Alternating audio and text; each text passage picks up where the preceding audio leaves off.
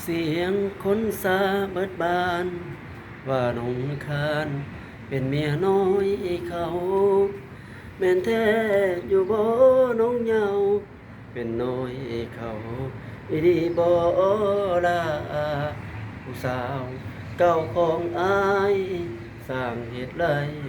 แต่น้องการลาเมื่อหูเขามีพัญญาหรือแก้วตาน้องนั้นตั้งใจเมียเขามีอยู่แล้วแต่เป็นหยังน้องเป็นสำพอง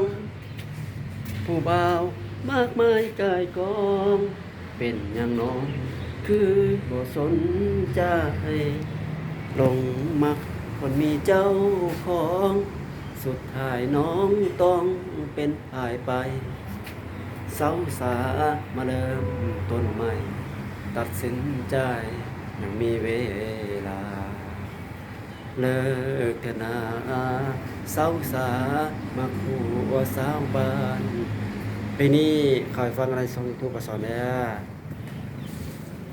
เลิกเป็นน้อย